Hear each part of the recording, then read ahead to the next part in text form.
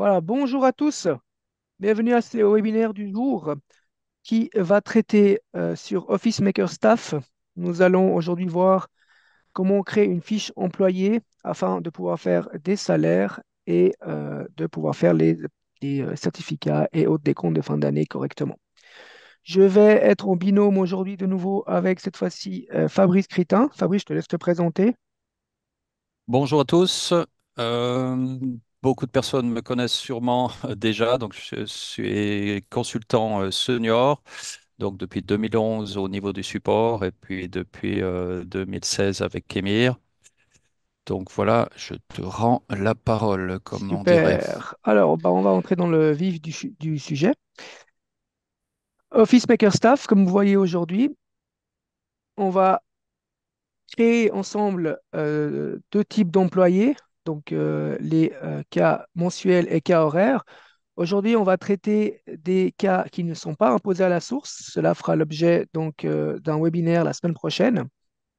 On sera également les deux à le présenter normalement, si tout va bien. Alors, on va commencer par ajouter une fiche employée.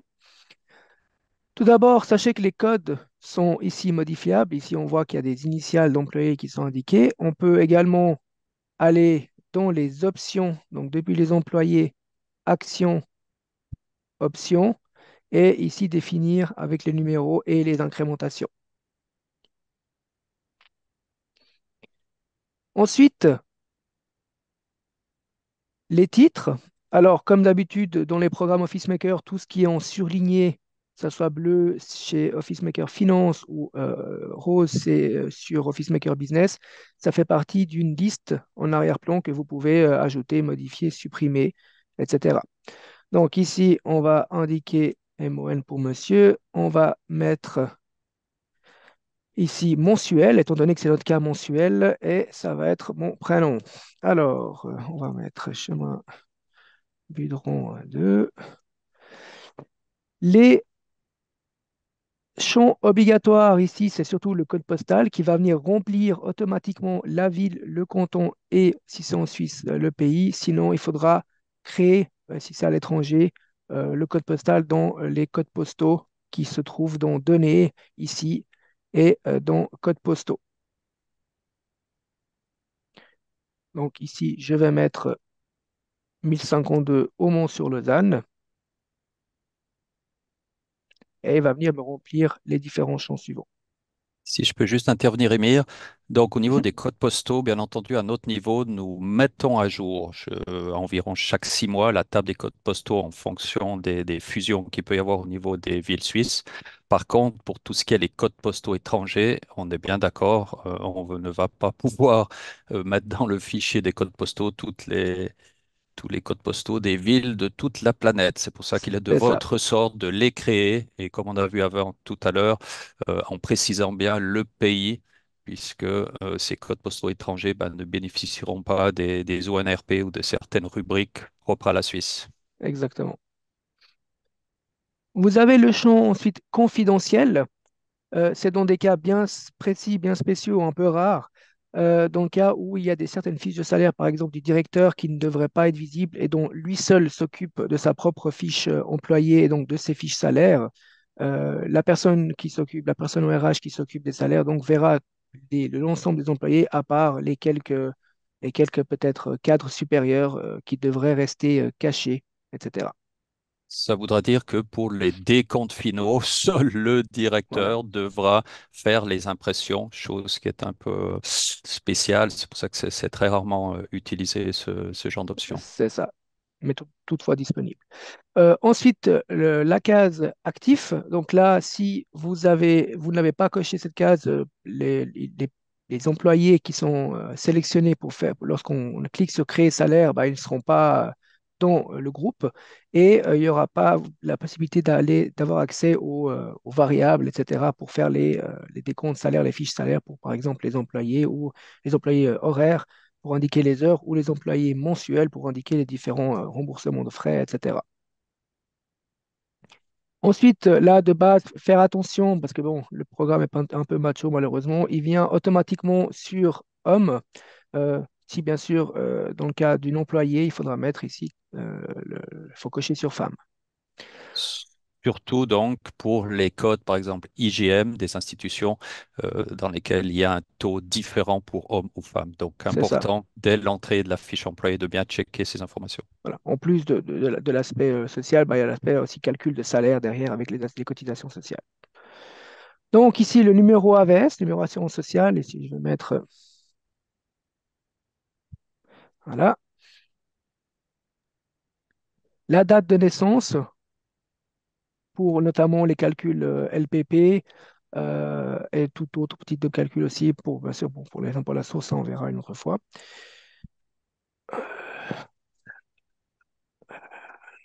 Hein.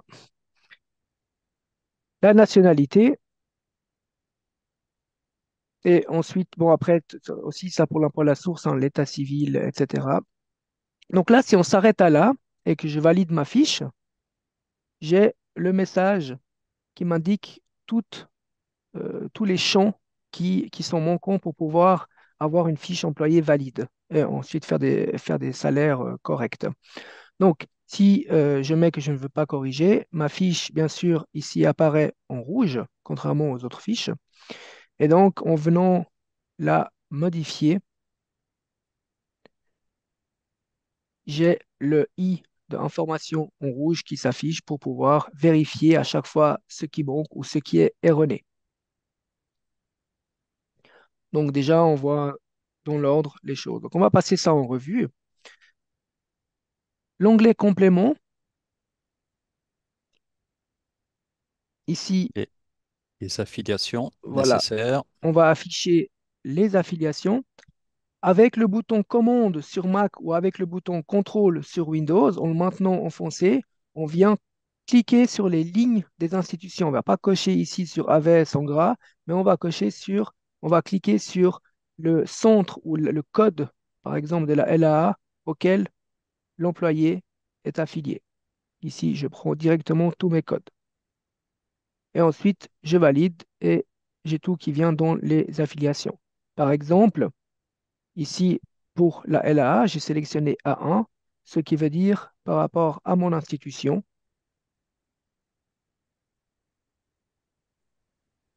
ici, que l'employeur prend en charge, bien sûr, l'assurance accident patronal, euh, le 0,5% est professionnel et la non professionnelle de 1,8% est à la charge de l'employé pour le code A1. Dans le cas où il y avait un code A2, ça aurait été à la charge de l'employeur également. Donc si je reviens sur mes employés, Petite indication supplémentaire au niveau de ces fiches institutions. Euh, la fiche AVS, CAF, IGM et LA sont obligatoires. Toute autre fiche institution LPP de droit privé ou LA complémentaire ne sont pas obligatoires, mais on exige l'AVS, CAF, IGM et LA. Certaines, comment dire ça, certaines personnes qui créent des salaires pour certaines sociétés, vous avez peut-être une société dont le patron paye son IGM à part. Par contre, vous devez dans ce cas-là toutefois mettre l'institution IGM et lui attribuer un code 10 ou A0, c'est-à-dire sans aucune retenue. Mais c'est ça, nous, au niveau du logiciel, il faut que l'AVS, la CAF, IGM et la A soient présentes. En gros, c'est ceux qui font des fiches salaires pour des indépendants. exactement. Petite parenthèse, on saute un petit peu, mais ici vous avez le champ mot de passe fiche salaire. Lorsque vous voulez envoyer les fiches salaires aux employés par email, vous pouvez par employé indiquer un mot de passe ou laisser le programme vous suggérer un mot de passe. Et comme ça, c'est pour la partie confidentialité, lorsque l'employé va recevoir l'email, afin de pouvoir visualiser le PDF, bah, il devra indiquer ce mot de passe qui lui aura bien sûr été communiqué dans un email annexe.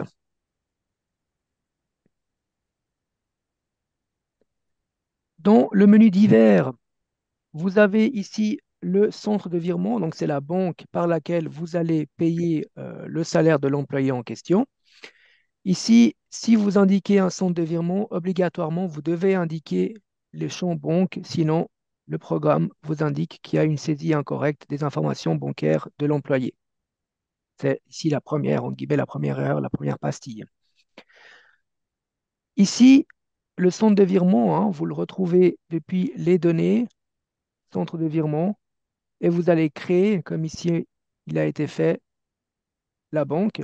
Vous pouvez vous baser pour les informations des adresses, etc., de notre base de données des banques suisses, qui est également mise à jour constamment.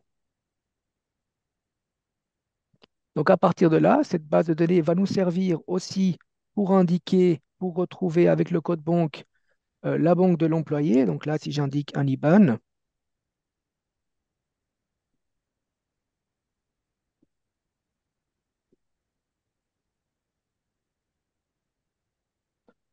celui-là n'est pas valide. Est-ce que c'était juste les informations? Euh, le mien n'est pas valide, mais toutefois, je vais vous indiquer comment chercher le code banque. Si j'indique ici, par exemple, 767 pour la BCV, il m'indique toutes les banques cantonales vaudoises. Et Et donc là, je choisis en souvent, fonction il de ma région. suffit de prendre le 767 qui est un peu l'IBAN Exactement générique le pour toutes les principal. succursales. Voilà. Exactement, ça fonctionne très bien aussi. Le champ destinataire est à remplir que dans un cas bien spécifique. C'est si la banque n'est pas au nom de l'employé, mais par exemple de la conjointe ou du conjoint, ou alors pour l'office des poursuites. Une partie, lorsque une partie, donc là on voit valeur 100% du montant va être versé à cette banque-là, vous pouvez très bien mettre par exemple 80%, 20% qui va par exemple à l'office des poursuites. Dans le Dans cas le cas, contraire, vous, Voilà, dans le cas de figure où vous pourriez avoir des personnes, ça arrive, hein, qui sont payées peut-être encore cash ou de toute autre manière, c'est-à-dire sans faire un virement XML, vous pouvez désactiver le centre de virement et dans ce cas-là, il n'y aura plus aucun message sous fiche voilà, incomplète. Donc, ici, c'est ce mon centre erreur de virement disparaît, entre guillemets. qui déclenche la saisie de l'IBAN et du code banque. C'est ça. Ensuite, l'onglet carrière. Donc, bah, un des champs les plus importants, la date d'entrée. Ici, on va mettre, par exemple, le 10 janvier 2024. Cela va apparaître sur le certificat de salaire, bien sûr, mais aussi va entrer en compte dans les calculs du salaire, ou en tout cas du premier salaire pour la date d'entrée et du dernier salaire pour la date de sortie. Et également pour la gestion des jours de vacances, il va prendre le prorata dans le cas où vous gérez les vacances depuis Office Maker Staff. Le contrat de travail a indiqué le type de contrat de travail, CDI mensuel, CDD mensuel ou horaire, etc., etc. Vous avez également le contrat d'apprentissage, le salaire à la tâche et tous les contrats officiels. Ok. Cette rubrique est exigée par l'OFS, donc ce sera important si vous décidez de mettre un contrat à durée indéterminée avec un salaire mensuel. On verra tout à l'heure sous le petit bonhomme, il faudra que ça soit l'ensemble principal salaire mensuel et non pas horaire. Donc il ne faut pas juste dire on remplit cette fiche, il faut vraiment ben, faire en connaissance par rapport au contrat de la personne. C'est ça. Ensuite, vous indiquez la profession. L'onglet certificat. Ici, dans le cas où vous auriez des choses bien spécifiques par rapport au type de salaire. On ne va pas aujourd'hui entrer en détail dans chaque champ de l'onglet certificat, on n'aura pas le temps, ça prendrait beaucoup trop de temps. Petite parenthèse concernant les différentes cases à cocher, dans le cas où vous avez donc les transports, repas gratuits, etc., ou ici les allocations familiales directement versées par la caisse et qui ne passeraient pas donc par l'employeur et donc par sa fiche de salaire, etc. Donc, elles Ça, seront reprises en position 15 du certificat. Donc, cet onglet certificat est propre à chaque personne. D'accord? Cette bien sûr, personne, si on décide qu'elle a les frais effectifs ou qu'elle a les repas ou toute autre information, c'est vraiment par employé.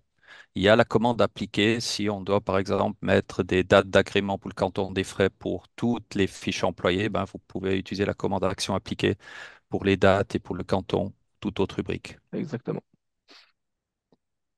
Enfin, ici, l'onglet statistique. Vous avez le numéro REE qu'il faudra indiquer en plus de l'indiquer sur la fiche de la société. On verra tout de suite. Le degré de pourcentage qui va ici jouer un rôle crucial dans le calcul du salaire mensuel. Donc, on verra tout à l'heure que dans le salaire mensuel, on indique toujours à 100% et on Exact. indique le taux ici pour, enfin, qu'ils prennent le calcul au prorata.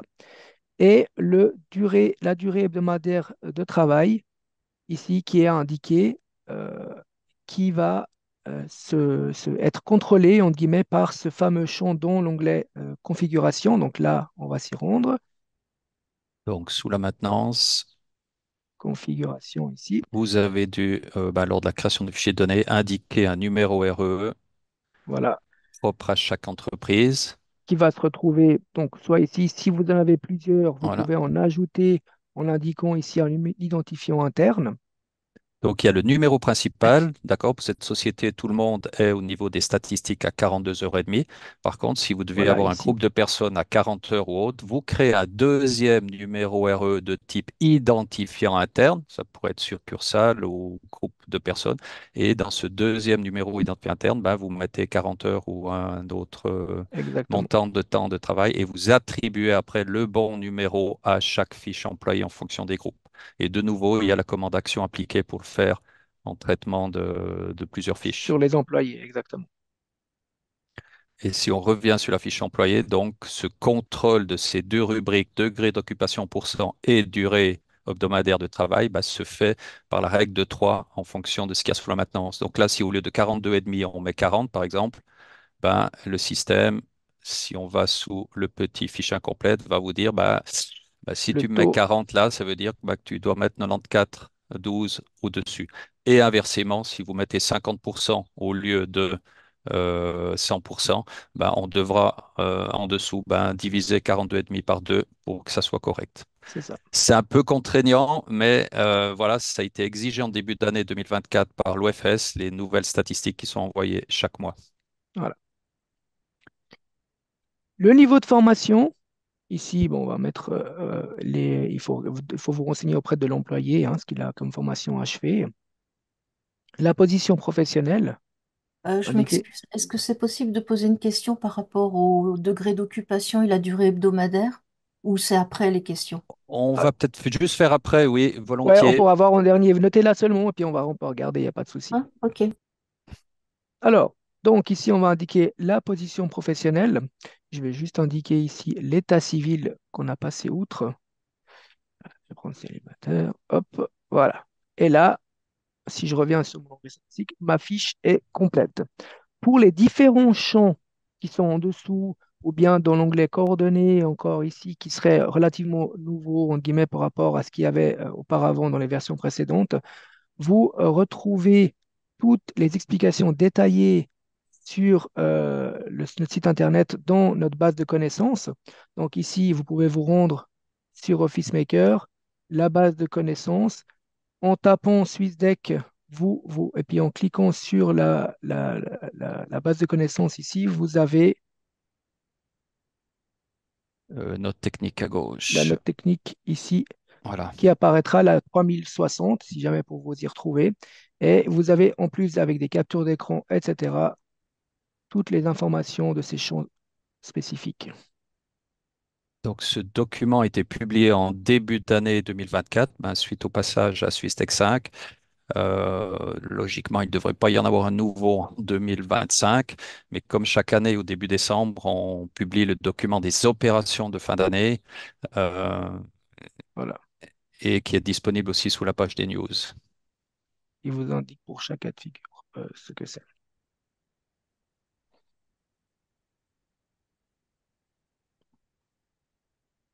Donc, on valide cette fois-ci notre fiche employée à nouveau et on voit que elle est plus en rouge. Donc, on va pouvoir faire la partie maintenant montant, la partie salaire, etc. Donc, si je reviens sur cette fiche, je vais dans l'assemblage, donc le petit bonhomme en bas, en sachant qu'on commence toujours depuis le haut, donc l'ensemble principal. Ici, on a les différents ensembles. Pour tout ce qui est relié à des tables, comme ici le salaire d'horaire, droit aux vacances, fériés, 13e, relié avec notre table, ça fera l'objet d'un webinaire bien spécifique dans 2 semaines, il me semble, et on pourra voir les salaires bien dans ce cas précis. Donc, pour Cette notre cas personne, présent, on va prendre le salaire mensuel. On voit ici qu'il y a 45 genres de salaires ajoutés, mais seulement un seul genre de salaire saisissable. Ici, si on clique sur tous les genres de salaires, on voit les lignes d'assemblage des genres de salaires qui sont là. Ceux-là font partie de l'ensemble. Donc, si je vais dans Données ensemble et là, ici dans Salaire mensuel, je vois tous mes genres de salaires, donc les fameux 45 genres de salaires qui, qui viennent s'intégrer dans les lignes d'assemblage de voilà. l'employé et qui vont faire part donc, au calcul du salaire. Donc, le système dans la fiche employée a simplement copié ces 45 lignes GS de l'ensemble salaire mensuel dans la fiche employée. Dorénavant, ça s'appelle des lignes d'assemblage. C'est ça. Et ensuite, on va continuer avec les complémentaires en, ben, Alors, ici, on va lui mettre le 13e salaire en clôture. Donc, ici, on voit qu'il y a 3 genres de salaires qui ont été ajoutés, mais aucun saisissable. Pourquoi? Parce que si on revient sur les genres de salaire en arrière-plan, on voit qu'il y a la provision du 13e qui vient se faire euh, tous les mois. Donc, ce qui veut dire il ne faut pas oublier de le cocher dès le premier mois de l'engagement de l'employé, sinon il n'y aura pas de calcul rétroactif, etc. et non pas après coup. Donc, si au mois de mars, vous vous rendez compte que vous avez oublié de cocher le 13e mensuel en clôture, le système ne va pas recalculer des lignes de salaire de provision du 1200.10 dès le mois de janvier-février. Donc, C'est ça, ça peut arriver. C'est pour ça que c'est dès l'entrée de la personne, il faut vraiment bien attribuer ces ensembles correctement. exactement. Il y a bien entendu des possibilités après coup de faire des corrections plus tard en fin d'année ou si la personne part en rajoutant des GS manuels de 13e ou autre, mais autant le faire propre dès le départ si possible. Exact. Ensuite, pour les sociétés sur Genève, donc vous avez les différents ensembles, assurance maternité Genève, contribution petite enfance, LFFT pour le Châtel, ou alors ici dans notre cas, on va prendre LPC LPC femmes, famille pour le canton de Vaud. La LPP, idem, donc comme je disais, tout ce qui concerne les tables, qui est lié aux tables, on verra ça dans 2 semaines. Ici, dans notre exemple, on va prendre la LPP fixe. Et dans le cas où vous n'êtes pas sûr que votre employé arrivera aux 2300 francs à l'année ou alors jusqu'à son départ, vous pouvez cocher par défaut cette case et lorsque vous faites son salaire de clôture, si les 2300 francs n'ont pas été cumulés, eh ben, il y aura un remboursement d'AVS qui va se faire. donc, c'est toujours dans un sens. Généralement, il faut prendre l'AVS. Si vous engagez un stagiaire durant un mois, vous le payez 1000 francs. Vous engagez le mois suivant, vous payez 1000 francs. Et la personne est tellement bien que vous l'engagez après avec un salaire supérieur. Il faut toujours prendre l'AVS par défaut. C'est toujours mieux. Et si la personne ben, ne devait pas atteindre ces 2300 francs annuels de salaire AVS, ben, en cochant ça, c'est le système qui rembourse proprement. Et on ne peut pas, après coup, demander au logiciel de recalculer des lignes de salaire, de cotisation AVS qui n'auraient pas été cochées. Exactement. Donc, on va indiquer ici le salaire mensuel. Comme j'ai dit tout à l'heure, donc il faut toujours indiquer À le 100%. 100%. Et en fonction du taux qu'on a indiqué, du degré d'activité qu'on a indiqué dans l'onglet statistique, ouais, le programme va faire le calcul. Ici, on va mettre une LPP, ici, ça, et on va valider la fiche. On peut lui ajouter deux, trois genres de salaires complémentaires. Donc, en plus des cases à cocher, si jamais vous pouvez venir ajouter des genres de salaires isolés. Ici, je vais par exemple ajouter la part privée de voiture de service en indiquant un certain montant et je vais rajouter des frais forfaitaires de représentation, admettons, ici on va dire, Donc, ces deux genres de salaires qui ont été ajoutés manuellement ici, on part du principe qu'ils seront calculés chaque mois, comme les voilà, 5000 de brut et comme les LPP. Si, on verra tout à l'heure dans les variables pour les montants qui doivent être pris en compte En aucun certains cas, mois. ici on parle vraiment de frais forfaitaires, par exemple. En aucun cas, c'est des choses effectives. Tout ce qui est effectif, etc., qui est susceptible de varier d'un mois à l'autre, ça va être justement dans les variables. Ici, Voilà. on va venir au mois de janvier et on va ajouter des Par, remboursements de par frais de exemple, repas, par de exemple, repas ou autre, voilà. et on va prendre 30 francs de repas, voilà, par exemple. Par Et défaut, voilà, le voilà, il a la libellé, description frais de repas.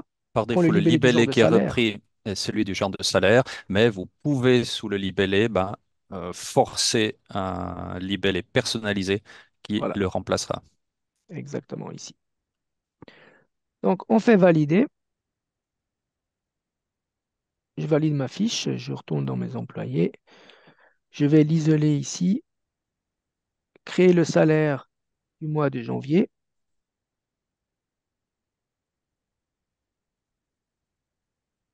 Et je vais venir voir ma fiche de salaire. Alors, on voit ici, particularité qu'il l'a mis à 70%, alors que j'avais indiqué 100%, hein. Pourquoi? Tout simplement parce que la période, on voit ici le 10 janvier qui correspond à ma date d'entrée. La personne n'est pas venue en début de mois, elle est venue le 10 du mois. Donc, le programme calcule automatiquement au prorata. Si tu reviens sur, donc si on ferme cette fenêtre de salaire et derrière tu affiches la colonne nombre de jours, ça, sous Oui, les salaires, la colonne nombre de jours, vous aurez exactement le nombre de jours calculé en sachant que le logiciel Staff calcule toujours sur 30 jours sous VA. Donc pas 31 jours pour janvier ou autre. Donc toujours bien prendre en compte que les calculs se font sur 30 jours sous VA. c'est ça. Donc là, si je clique sur Tout voir, on a la fameuse provision 13e qui vient en arrière-plan, qui est calculée automatiquement. Voilà, donc pour faire un salaire, bien entendu, il ne suffit pas d'avoir 15 lignes. Il y a, si on retourne dans la fiche employée, ben, je pense qu'il y en aura 60 et quelques. Voilà. Si on Je re- vais verrouiller OK. ma fiche. Comme ça, je pourrais faire la fiche suivante. Ici, Voilà, donc on voit qu'il y a 54 champs de salaire qui servent à faire un salaire, mais on affiche seulement les rubriques saisissables. c'est ça. Donc, si je reviens juste sur ma fiche, qu'on peut imprimer ici, vous avez ici la fiche de salaire que je vais zoomer un petit peu, qui s'affiche ici. Donc, l'employé, lui, ne voit que cette partie-là, la personne qui reçoit le salaire.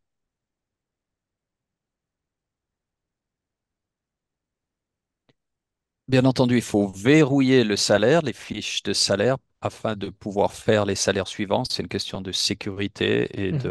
de validation au niveau des statistiques. Vous ne pouvez pas faire des prochains salaires sans valider les salaires précédents. Voilà. Donc là, maintenant, on va, je ne sais pas, peut-être faire la On, fiche de février. on va faire février. Je vais Ah, indiquer qu'on est passé de 100% ici. On voit ici dans les valeurs historisées donc, le cadenas pour dire que le salaire a déjà été fait. En la février, je vais personne. indiquer que la personne va être à 80%. Le taux va se reporter sur les mois suivants automatiquement. Et Et là, bien vous sûr, aurez ici, il m'indique donc par rapport à mes 42,5, 80%, ah,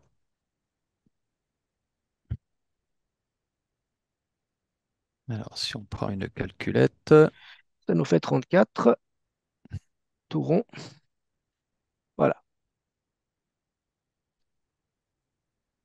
Euh, En supposant, par exemple, qu'on a indiqué le montant de la cotisation LPP, entre guillemets, par défaut, mais qu'on n'avait pas encore su le décompte, etc., le calcul par rapport à l'institution LPP, et qu'on sait, entre guillemets, on n'a pas eu le montant exact, on peut venir déjà faire la correction, étant donné surtout qu'on passe à 80%. Admettons qu'on enlève, je sais pas, 50 francs, donc on passe à 200 francs à pour partir du mois de le mois de février, février, voilà. mais que le mois de janvier était donc calculé faux. On va venir ici au mois de février, On, indiquer, on récupère le même genre de salaire qui est utilisé en fixe sous le petit bonhomme voilà, et on va indiquer moins 50 francs en indiquant ici un avec un ajustement petit LPP. janvier 2024. Voilà. Voilà, Pourquoi faire cet ajustement comme ça sur la fiche, la fiche salaire de l'employé de février, il verra exactement le détail, comme ça c'est plus propre et précis. exactement. Autre particularité pour les variables, on peut venir ici reprendre, par exemple, les remboursements de repas. En admettant qu'on ait le même montant, on va juste ici venir indiquer que ça concerne février, par exemple. Ou alors, on peut venir changer le montant. Si Changer. on a eu deux repas, par exemple, Voilà. eh ben, ça nous fait deux repas à 30 francs. On valide. On valide le mois de février, on valide la fiche employée et on crée le salaire de février.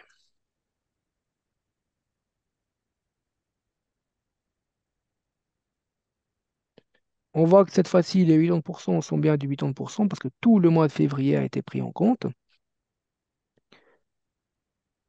On a les frais de repas de février et on a la correction LPP ici, Voilà, qui vient qui n'est sur une ligne pas séparée. en négatif, mais qui est remboursé en guillemets à l'employé parce qu'on lui avait trop déduit le mois de janvier. Donc là, on peut verrouiller pour préparer pour le salaire du mois de mars. On peut regarder ici, maintenant qu'on a fait deux salaires, depuis les employés Peut-être faire, imprimés. peut-être faire tout voir. Et puis Oui, on se on peut dit que faire tout voilà, voir. le mois de, parce qu'on a potentiellement aussi d'autres employés. Donc Ouais. le mois de janvier ou de février, depuis les employés, Alors, vous devez, si possible, chaque mois, depuis les employés, donc imprimer la statistique groupée. Donc là, ben, automatiquement, le système va prendre tous il les prend salaires qu'il y a l'annuel. eu. Voilà.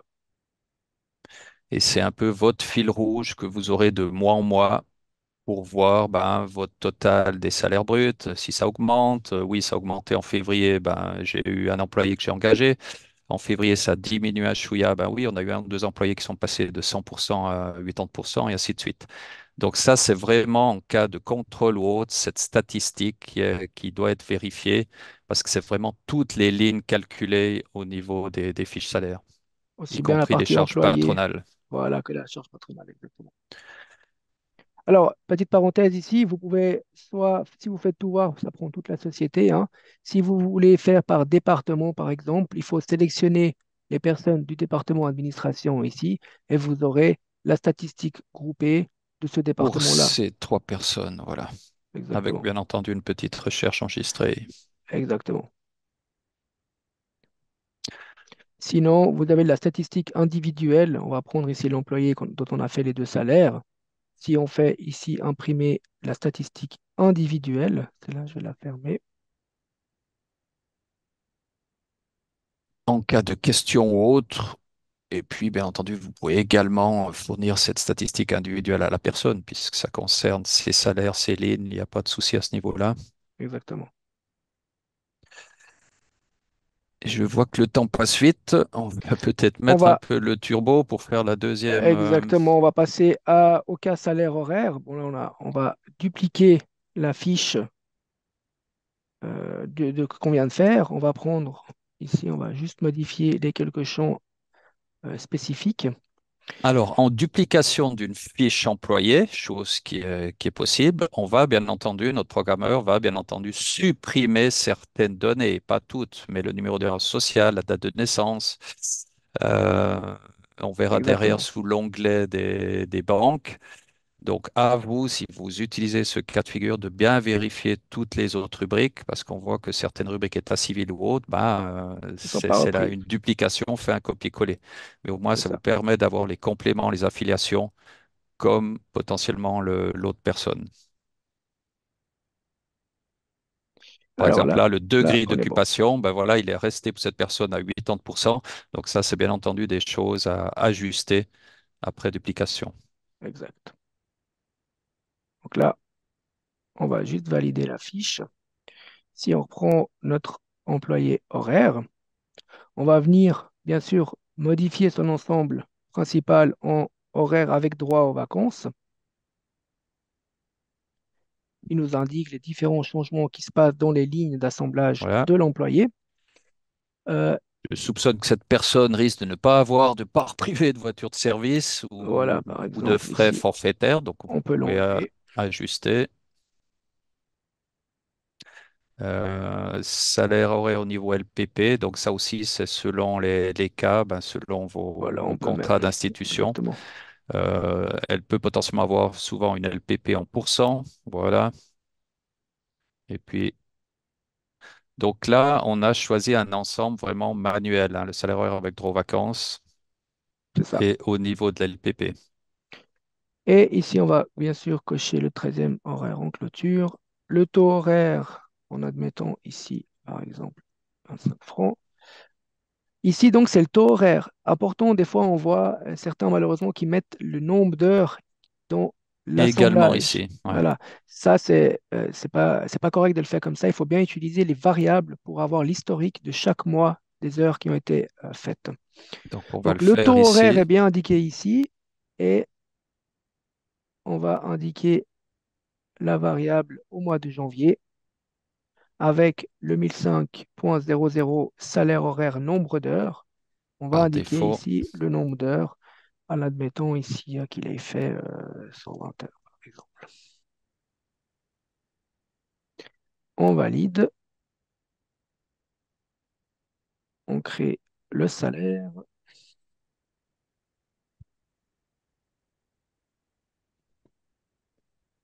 et on a notre salaire horaire avec droit aux vacances.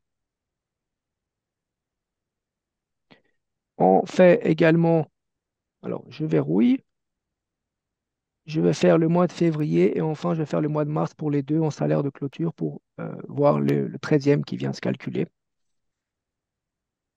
Donc le mois de février pour le salaire horaire, on peut venir reprendre ici le nombre d'heures. On peut venir l'ajuster 150 par exemple. On valide. Créer le salaire de février. Salaire qui est toujours plus ou moins identique. On le verrouille également. Et enfin, on va prendre ces deux employés ici.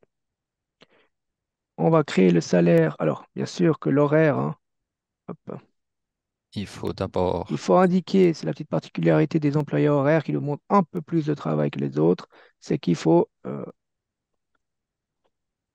indiquer le nombre d'heures chaque mois. Alors, c'est clair que si vous avez un fichier de données avec une cinquantaine d'employés horaires, ces variables peuvent être importées. Il y a un Importé, format d'import de exactement. variables qui peut être fait, préparé une fois et après utilisé chaque mois pour être importé en automatique pour gagner du temps. Exactement. Ensuite, on va créer ici le salaire de clôture du mois de mars En clôture, comme si on en était en cochant fin cette d'année, case. par exemple, ou si la personne quitte, Ou alors quand on verse un demi-treizième au mois de juin, par exemple. Et donc, on fait le salaire, la clôture qui est spécifique indiqué par par ces cette petits icône. logos. Et donc, vous avez le 13e pour l'horaire qui a été calculé par rapport aux provisions précédentes et de ce mois. Et enfin, le 13e de l'employé mensuel. Donc les 1/12 de janvier, février, mars qui sont payés par le 1200,30. Exactement. Si on revient dans ces deux employés, on va prendre éventuellement ou un employé ou les deux, et puis on fait la statistique individuelle.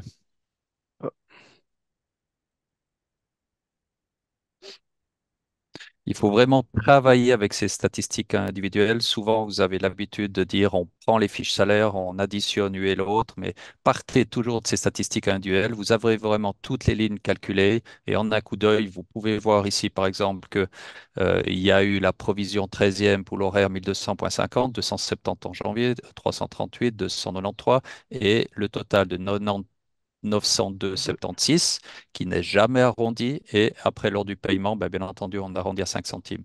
C'est ça. Et la même chose pour le mensuel, si on le regarde dessous. Alors, hop, il va être par là. Voilà. Voilà. Donc on voit qu'il y a eu les provisions 291, 333 au prorata des jours tout et le paiement. Et c'est à cette occasion-là, via les statistiques, vous pouvez vous rendre compte en juin ou en décembre, ou si la personne part, que tout d'un coup, ben, vous avez oublié de cocher l'ensemble provision 13e en janvier. Ben, dans ce cas-là, il faudra injecter le 1200.00 comme variable en sortie pour indiquer la différence de manco de 13e payé. Mais il Ça faut sera la- vraiment prendre l'habitude de travailler avec ces statistiques. Ça, c'est une image de la réalité des fiches salaires, mais là, vous ne pouvez pas vous tromper. C'est souvent par ce biais donc, des statistiques que vous vous rendez compte des potentielles erreurs qui ont été faites Voilà. auparavant. En tout cas, nous, c'est comme ça qu'on le détecte chez certains clients. Et c- C'est bon pour les et- statistiques, Fabrice? oui, Parfait.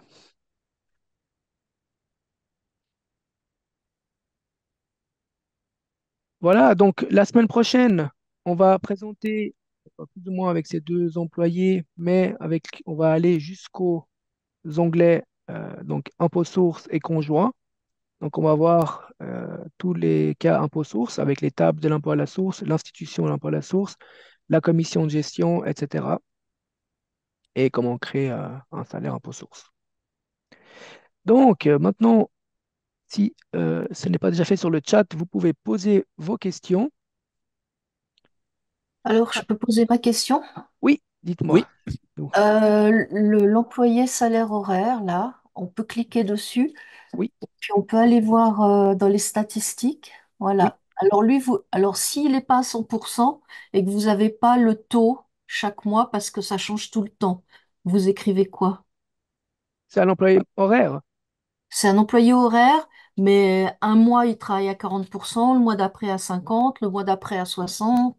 Il n'a jamais le même taux horaire tous les mois. voilà. Puis vous ne voulez pas à chaque fois venir et puis faire l'ajustement. Donc là, il y a une nouveauté depuis janvier Ah, 2024, travail c'est ce irrégulier. travail régulier que si on coche ça, ben, le système va calculer à chaque fois la durée hebdomadaire de travail et le degré d'occupation en fonction des heures réellement indiquées sous Il les va venir le variables Wow. remplir, il va venir le remplir automatiquement. de manière automatique. On peut peut-être le cocher là, je crois qu'il y a un message qui vient à droite si tu coches travail régulier.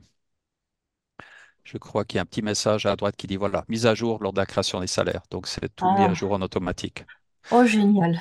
Là, vous Super. pouvez faire quelques essais. Prenez vos pensées, vous avez toujours votre data démo, hein, qui est Ouais, toujours ouais. à l'ouverture de votre poste. Vous pouvez aller faire des essais sur le data démo euh, Exactement.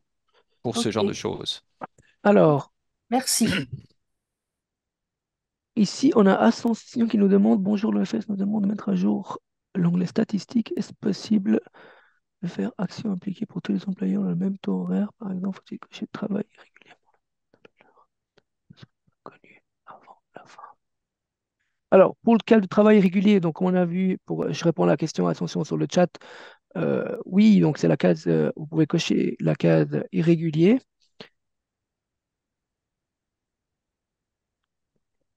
Alors oui, si on sélectionne, on peut faire un essai. Si on prend une fiche employée puis qu'on fait la commande action appliquée,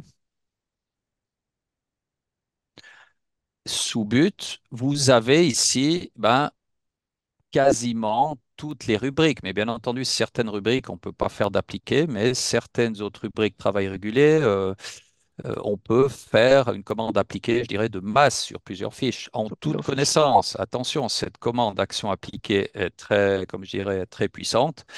Il n'y a pas de contrôle Z pour venir en arrière. Par contre, si vous avez toujours la sélection pour la récupérer, vous pouvez refaire l'action appliquée pour enlever après coup, mais toujours manipuler avec des pincettes cette commande action appliquée. Voilà. Alors après, il y a Christophe qui dit qu'avec un employé avec salaire horaire, on est censé verser les vacances en même temps que le salaire, mais uniquement lorsque l'employé prend ses vacances. Alors ça aussi, ça fera l'objet d'un prochain webinaire, c'est-à-dire dans la fiche employé, on a vu qu'on a si Émile, tu peux aller dans l'ensemble Oui, donner donc celui avec les tables en bas, le salaire horaire avec les tables, et ensuite sous données tables. on a une table Voilà, spéciale on a pour ça. cette, tu peux l'ouvrir, on a une table où on peut indiquer ici, ben, en fonction des âges des personnes, les taux des vacances, des fériés et des treizièmes. Et puis, pour aller plus loin, mais uniquement lorsque l'employé prend ses vacances, oui, c'est une demande qui est en cours actuellement de préparation auprès de notre service de production. Surtout qu'il y a eu une jurisprudence qui est tombée, sauf erreur, en janvier 2023 que pour une personne horaire de type irrégulier, on s'entend bien, donc qui ne travaille pas tous les mois, on peut calculer éventuellement les droits aux vacances, mais ne pas lui donner ce pécule et le donner uniquement les mois, par exemple, de juillet à août, quand il prend les vacances. Donc ça, c'est le Conseil fédéral aussi qui est intervenu. Euh, donc, on est en train de préparer un petit complément de paramétrage où on laisserait en gros calculer les droits vacances et les charges, mais au niveau entre le net et le payé, on viendrait lui retirer en automatique ce montant et vous pourrez potentiellement de manière manuelle lui injecter sur les mois donnés en fonction éventuellement si vous avez un logiciel comment dire de timbrage ou autre qui gérerait au niveau du CCNT ou autre, ce genre de choses. Donc, on est en train de préparer ce petit complément de paramétrage. Exact. Sinon, bien entendu, en fonction de la version que vous avez, on peut préparer un paramétrage sur mesure, mais le but, c'est quand même qu'on puisse proposer par défaut ce genre de possibilités. Mm. Pour le numéro REE, il y a Cofigest qui pose la question. Je vais vous montrer à qui vous pouvez vous adresser pour le demander si jamais. Donc, vous avez Voilà. ici, là, à la page 19 du manuel en ligne. Vous pouvez le demander en envoyant par email. Généralement, ils sont assez réactifs. Ils vous répondent dans la demi-journée Ou par euh, téléphone, ou oui. par téléphone aussi, exactement. Et en demandant, disons que vous mettez en place un programme de comptabilité salariale pour la société XY et que vous auriez besoin du numéro REE.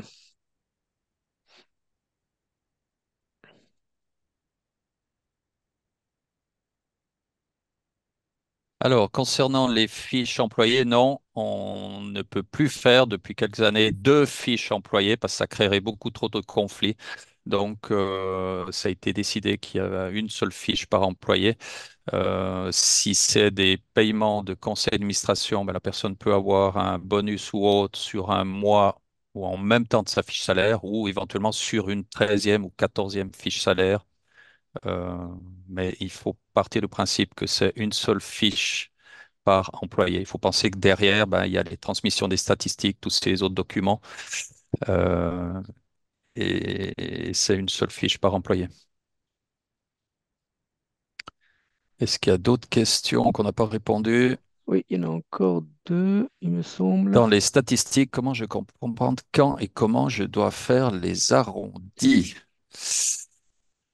Il faut partir du principe, dans les lignes de salaire, souvent c'est les lignes de totaux qui sont arrondies ou les lignes de cotisation. Toute l'autre ligne de provision ou autre, généralement, elle n'est pas arrondie, mais ça, c'est géré souvent par staff. Il n'y a pas trop de soucis à se faire, c'est en automatique. Pour l'histoire de l'arrondi, ben, c'est simplement si vous calculez chaque mois le montant du 13e salaire, et puis que vous prenez par exemple 8,33 ou 8,333, ben, vous verrez direct que chaque mois, vous arrivez à une petite différence de quelques centimes, et sur l'année, ben, ça va vous faire 20 centimes. Donc souvent, il faut bien faire attention au taux que vous indiquez. Alors, comment inscrire la date de sortie pour un apprenti mineur qui part après une année? Euh, Là, j'ai pas le contexte précis. Éventuellement, je vous propose pour pas perdre trop de temps, de nous faire parvenir via la commande support du Si logiciel un petit message, et puis on vous peut nous éventuellement faire envoyez, un petit team viewer avec l'outline pour voir ce cas précis. ouais, envoyez-nous seulement un email et puis on peut regarder voilà, avec éventuellement des captures d'écran, puis on pourra regarder ensemble, il n'y a pas de souci. Donc, Émir, tu avais parlé d'un prochain webinaire avec les cas impôts sources. Si Exactement. jamais tu peux déjà montrer sur notre nouveau FAQ. Nous avons préparé quelques Alors, je vais revenir ici. FAQ pour expliquer les cas impôts sources. Donc là, si tu tapes simplement source, logiquement, vous allez avoir... OK, voilà. Donc vous allez avoir quelques cas. peut-être, Ici, par exemple, voilà. ici, versement mensuel, non, les horaires. Enfin, vous avez plein de cas de figure, Et si pratiquement tous les cas de figure. on en prend peut-être un, voilà. Avec donc l'explication dès le départ, si c'est le canton annualisé, la célèbre coche versement mensuel, oui, les détails, les méthodes de calcul. Donc, on a passé pas mal de temps à préparer ça avec les captures d'écran. Donc, si vous les avez pas encore trouvées, je vous invite à les consulter en sachant qu'on a préparé 5 à 6 cas. Il y aura encore un ou deux qui viendront, mais on pourrait très bien passer notre vie à faire un cas chaque jour. Donc, il faut penser Ah, qu'au niveau des cas impôts sources, même SwissDeck n'a pas pu prévoir tous les cas de figure. Mais généralement, au niveau du fonctionnement de l'impôt source, avec ces quelques cas, ben, vous pourrez comprendre de manière plus précise. Donc, volontiers, avant le prochain webinaire, si vous pouvez les consulter. exact. Comme ça, on est Parce un qu'il sera peu un peu au plus clair. technique, ce prochain webinaire. Ça sera les devoirs de la semaine. Alors, je crois que c'est tout bon. S'il n'y a pas d'autres En vous remerciant, questions. en vous souhaitant une bonne journée et à la semaine prochaine.